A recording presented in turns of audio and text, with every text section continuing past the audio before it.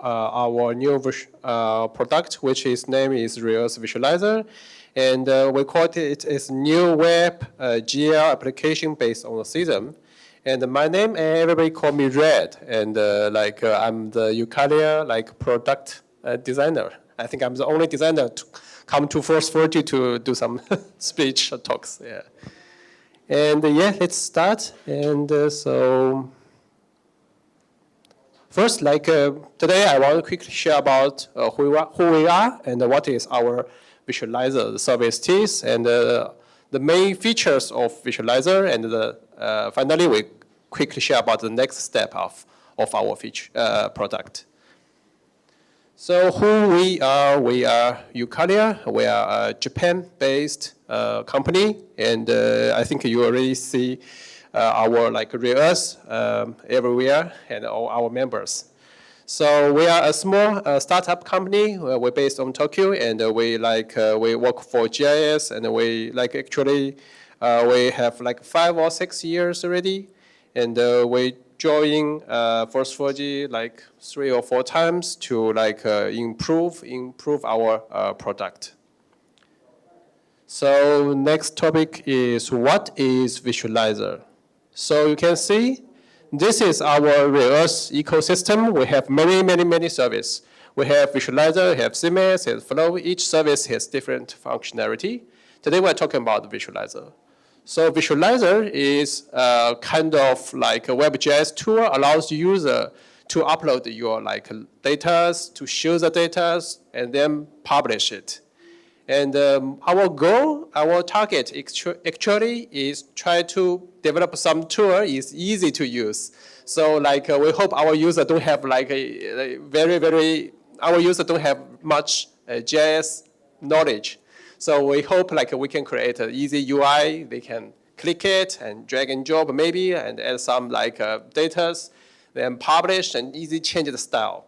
So that's our target, easy to use.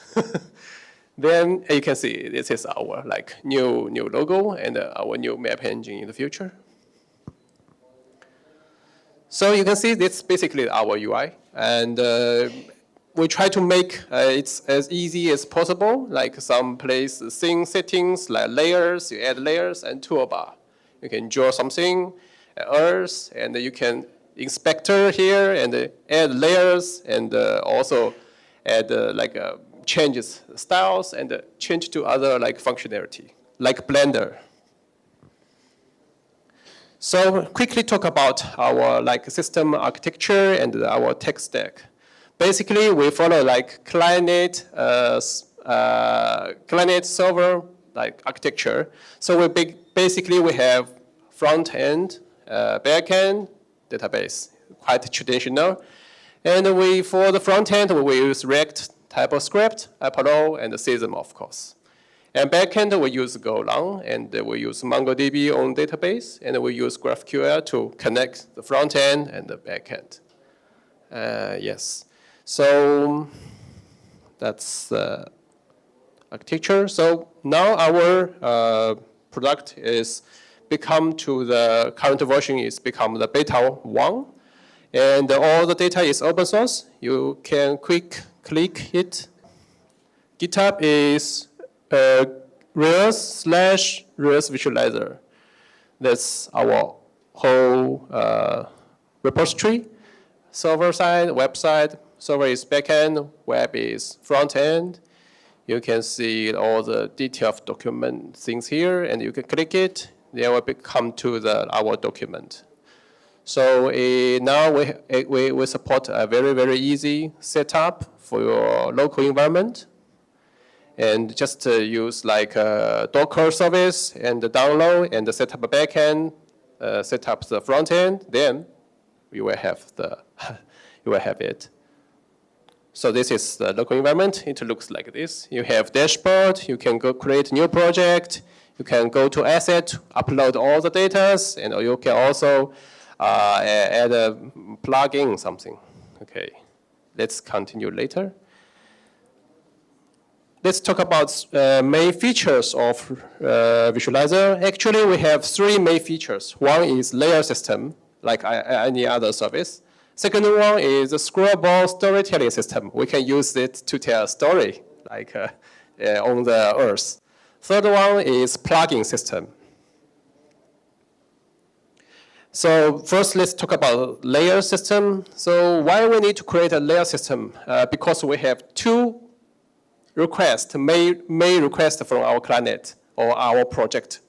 The problem one or the request one is our project or our client want us to support as many as GIS data as possible. It's so crazy. Like we need to support 3D tiles, GeoJSON, Cesium, MVT, WMS, KML, everything, shapefile. GTFS, some crazy. We need to support them all.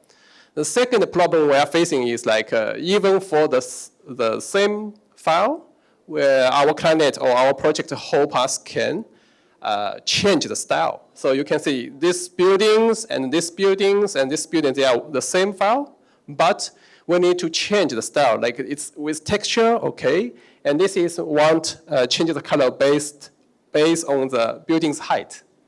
And also show the color based on the function of the building. So we we need to change the style even in the same file. So how to make it? It's become very, very big challenge. So basically we study from two places. First we actually start from GeoJSON. So the GeoJSON has a very, very nice structure. So for a one GeoJSON file, it has multiple features. So in one feature, it has like, you can define one feature's geometry type. One feature can become point, can become a polyline, line stream, or polygon, or like a multi-geometry, something like that. So one file can have multiple features, and each feature can have its own geometry type and properties. So that's what the GeoJSON, I think it's very, very good. It can be abstract into our idea. So second, we learned from like the 3D tiles styling language from Cesium. Actually, Cesium gave a very, very nice solution, and it's called the 3D tiles styling language. I can quickly share. It's like a condition-based language. So for example, it's a JSON, but it gives like some condition, and if some name equals what, you give it red, and the other situation give it white. So use this kind of like condition system applied to the layer level. All the feature can figure out how itself should use what kind of type of style. So it's a kind of very easy way to like think about like a balance, take the balance between the features. If you have many features and you want to handle the style on the layer level. And if you check here, it's also good, very nice. Like in this language, it also supports like mathematics, like expression like this. Add, do sine, cosine, tangle, something like that. So it makes a very, very endless possibility. So what do we did in our new layer system? Basically, we mix these two ideas together. So for one layer, we don't care what kind of data comes. Maybe the data is 3D tiles or GeoJSON, but after they come into our system, they all be treated as layer and feature structure. So we don't care about the data format it is, but in our system, they all features. So features has like geometry type. The feature can be a point or can be a 3D tiles. Then, like our layer can assign appearance, which is a style code, to this like layer. So this we compile the 3D style language and the GeoJSON idea into our system. So how it looks like, I gave some example. I prepared 3 examples to show how it looks like. Okay, I found a very interesting like data. It's a GeoJSON data, and it shows our bed and restaurant. So the data it should look like like this. It's no, it's white and difficult to see. And I gave it, maybe it's just look like this. Oh, yes. Point, okay. See? So this all GeoJSON like point data. And if you pick up one point, you can get some more information. For example, click this data, and it gave more information like where the location, what kind of food it gave, right? Then because we use the 3D tiles condition-based styling language, and we can assign some like icon based on the condition. So if the food is sushi, we give a sushi icon. If the food is burger, we'll give a burger icon. So if we use that, so you can see like some icons show. So you can see this is the source code. The style code, it just condition. If something is sushi, give some picture, and a burger some picture. So we use this idea not only for the point, we can use the same idea to use on the 3D tiles. So here is another example. And we found some data from the PLATEAU project, which is Japan's in center. It's 3D cities. And the data looks like this. It's just empty data, right? Nothing there. But if you check the data, you can see like in every data, it has, each building has its height. And also has some this building is a business building, it's a mall or something, it's a railway station. Then we can create some we can give some style. So for example, this style, it is change the color based on the height. So the height, if larger than 180, it become yellow. So the same idea, but it can be used again and again and to create endless possibility. That's the idea. So use that system, and we also create sketch layer system. Sketch layer system, you can see here, I give some example. Similar idea like this. We create that, and we allow user to draw some GeoJSON directly, like this. And it can also extrude. And then we can also change the GeoJSON like this, edit it again, and apply. And then we can also change the color. What's the style 2? Style 2, we can also change the color, something like this. And also if we gave the property to each, black. And if we give the property to the each feature, we can also use condition system. Then we can make it more colorful, the style based on the condition, the property. So that's our layer system. Sorry, we don't have enough time, but this is what I can give you a very, very brief introduction for our layers system looks like. Then let's quickly go through the storytelling system. And our service has history. And at the beginning, we just create some stories based on the world, based on the digital earth. This is Hiroshima archive and some fancy project to tell the story. And this year, in new visualizer, we change the idea of how to make a story. So we make it basically looks like a PowerPoint or slider. So in one story, we allow user to create multiple features. In each features, we also allow user to create different blocks. So you want to show an image, create an image block. You want to show a video, create a video block, and some content, MD, markdown format or something. It's easy. Very easy to use, and I can quickly show some idea. For example, I want to create a story, just switch to story page, and I can create a image block, double click, and pick up an image. Okay, let's use this one, how it looks like. Oh, nice. something like that. And also can like here, restaurant, yeah, and capture. There I can create another page, and the name of the page is like as 2. Save it, and then maybe zoom out and capture. So now we have 2 pages. We can like fly on the here and scroll down. It's like more like from the sky to see the map, something like that. And we use this way to tell a story. Okay. So after you did everything, you can just click and publish your project. So you can here and click publish, and your project be published.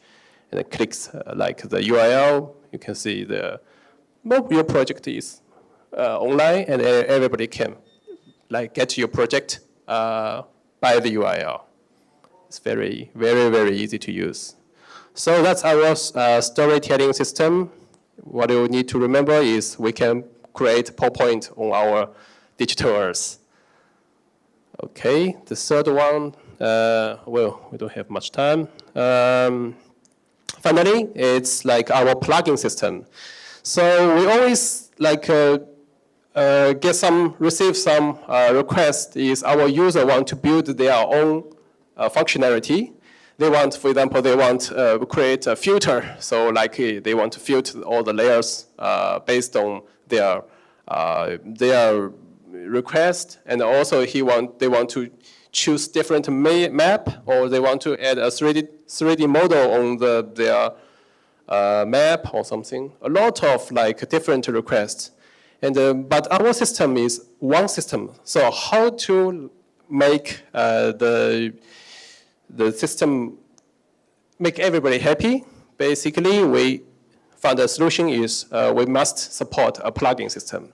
So, and everybody must know, like, to build a plugin system on a web application is so difficult. It's not like some normal software. So the basic problem is how to make it safe. The security issue comes everywhere. And basically, we found one solution, not perfect yet, but it seems okay, is we use a library called QuickJS. The QuickJS make, a sandbox, because the QuickJS make, like changing to a WebAssembly, it's JavaScript runtime. So in front end, we create a sandbox, and then we can run HTML, JavaScript code there, and it become an iframe of our like widget, something like that. So in this source code, we can also use other link to other database, our CMS, or some other third-party service, or some like library. So it make this plugin also has endless possibility, because you can use any other like resource too, because just need to write down HTML, JavaScript, and CSS. And we also support 3 types of citation. Maybe you don't quite understand it is, but I can quickly show something. So first, we can create a widget. So this is a widget. Maybe we can go to this project, come here, and yeah. This is a widget, and we can also create a storytelling block. This is also can use, you can also develop a plugin for use in your story, and also something in the info box. And then we support API. In the document, we have a very, very, very detailed introduction. Here, you can see we support, user can use like this API to like make full use of our visualizer's functionality. You can control the camera, you can control the layers, you can control the UI, model, pop-up. So now you have an iframe, and it's gave a user interface, and you have like an API. You can use our functionality from the visualizer, our service. That's the idea. So I can show some some idea from our community. So this is, it's difficult to see, but you can here, they all some kind of plugin made by our community. So this one is somebody use the Open Weather API. It fetches the weather data from the Open Weather website service. So you can see like it visualize all the weather information. And here is like Twitter. So you can fetch some information from Twitter. And this one is like, difficult to see, but you can imagine this is measurement. It measures the distance to some location. And this one is a Google Street Map. You can use Google Street API, Google Street View API, and you can use that. You can see here it shows a Google Street View. And this one is a pending stream plugin, so user can express the 3D city like first view game way and press up, down to go through the city. So it's also very nice plugin. So it's all came from our community side, like plugins. And that's 3 main features. So let's talk about next step in the future. So now we come to the beta 1.0. We will release more and more regularly and get more features and fix bugs. And come to the next year, around July, we will release our cloud service. So like at that time, everybody can go our website cloud service to create a new account and use our service directly. You don't need to deploy your local environment, or you don't need to host your environment something. You just come to our cloud service to use our visualizer. And then we also want to do best to support as more JS format as possible. We also need to spend time to take, to get the balance of the performance. And also, if possible, we want we will let our visualizer to, connect with our other service like CMS and use our new engine, map engine. And of course, we want make our community to develop more and more plugins. And that's it. Thank you. That's our visualizer.